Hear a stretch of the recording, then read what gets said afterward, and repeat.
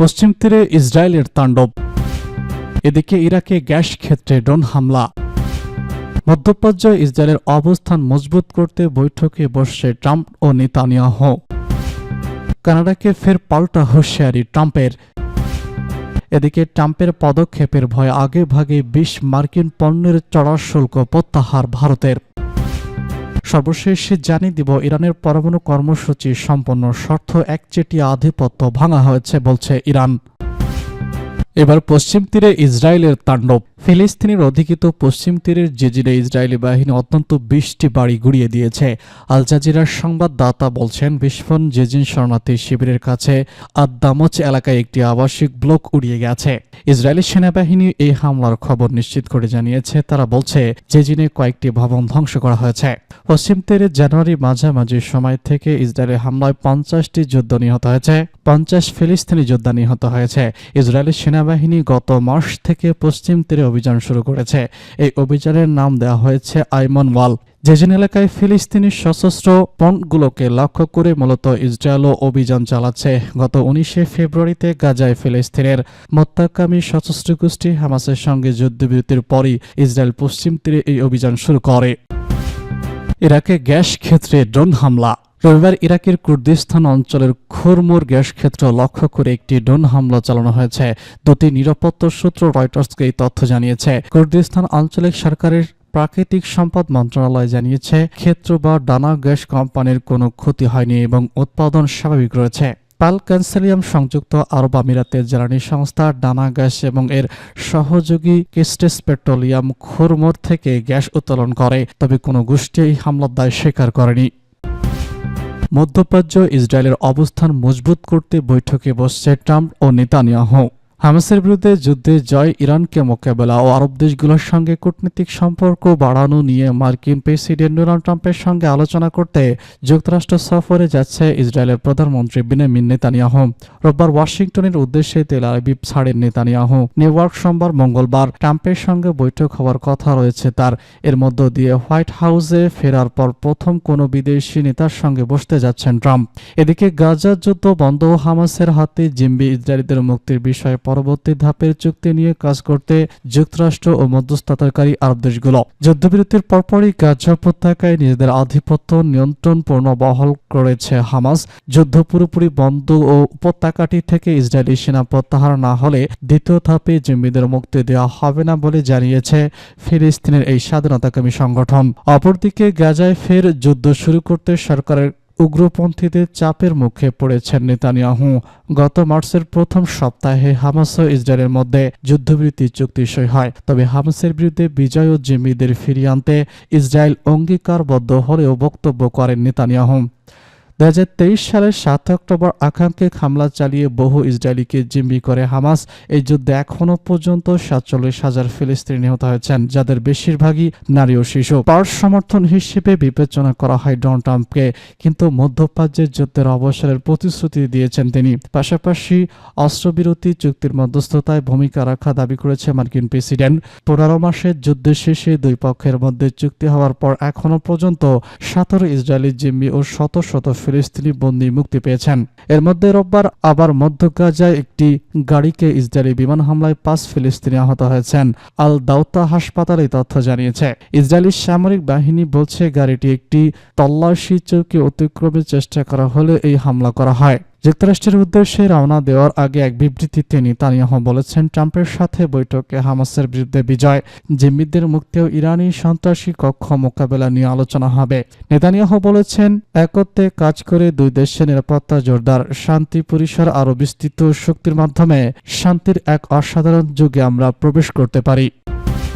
কানাডাকে ফের পাল্টা হুঁশিয়ারি ট্রাম্পের।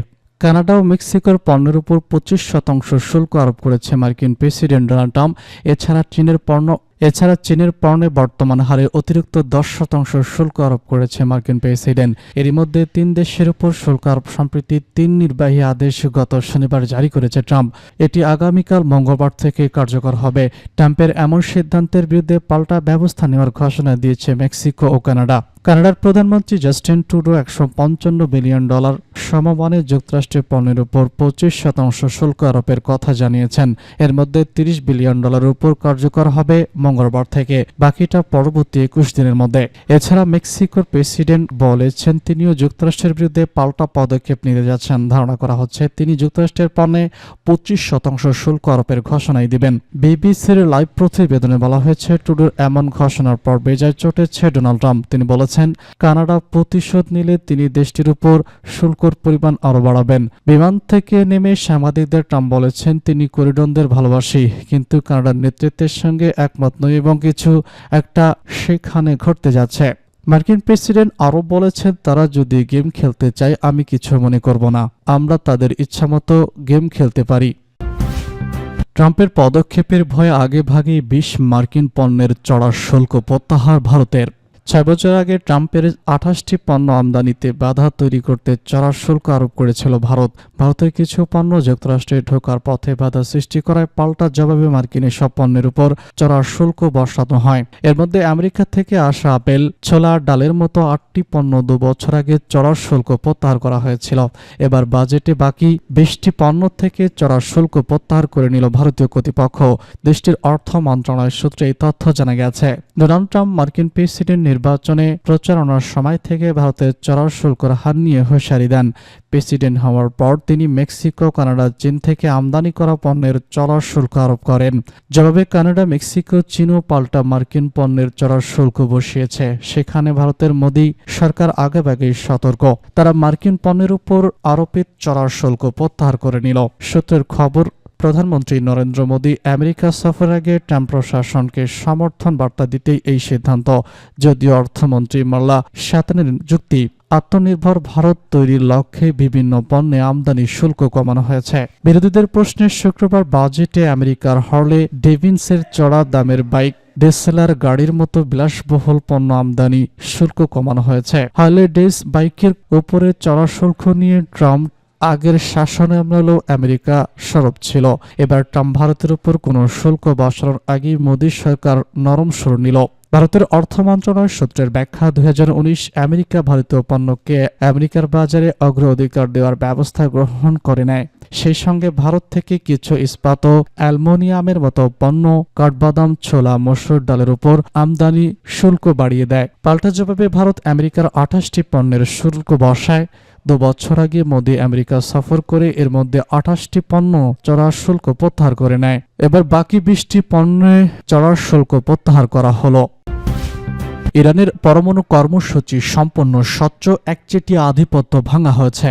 ইসলামী প্রজাতন্ত্র ইরানের বেসামরিক কর্মসূচি সম্পূর্ণ স্বচ্ছ, একথা বলেছেন ইরানের পারমাণবিক শক্তি সংস্থা বা আইসি এর প্রধান মোহাম্মদ ইসলামি। গতকাল দেওয়া এক সাক্ষাৎকারে তিনি বলেছেন, এই সাক্ষাৎকারে তিনি ইরানের পরমাণু শিল্পের উন্নয়ন এবং সর্বসাম্প্রতিক অর্জনগুলোর কথা তুলে ধরেন। ইসলামি বলেছেন, আমরা এখন পারমাণবিক শিল্পের এমন পর্যায়ে পৌঁছেছি যেখানে আমরা এই প্রযুক্তিকে কাজে লাগাতে পারি। তিনি বলেছেন, উন্নত প্রযুক্তি আন্তর্জাতিক প্রজেক্টটি নির্ধারক ক্ষেত্রে উঠে এসেছে। ইসলামী স্পষ্ট করে বলেছেন, শুধুমাত্র ক্ষেত্রে ইরান একচেটিয়া আধিপত্য ভেঙে দিয়েছে এবং অভ্যন্তরীণ গবেষণার মাধ্যমে নিজের পায়ে দাঁড়িয়েছে। ইসলামী আরও বলেছেন, আঞ্চলিক বদলিতার দৃষ্টিকোণ থেকে পরমাণু প্রযুক্তিতে বেশ নিষিদ্ধ হবে। আমরা স্বাধীনভাবে আমাদের কাজ করি। প্রযুক্তির উন্নয়নে রাতভান হয়ে জনগণ, প্রযুক্তির উন্নয়নে রাতভান হয় জনগণ। যখন আপনি সক্ষমতা তৈরি করবেন তখন এর ফল পাবেন। বিজ্ঞানের অন্য শাখাগুলোর উন্নয়নে পরমাণু প্রযুক্তি প্ল্যাটফর্ম হিসেবে কাজ করে।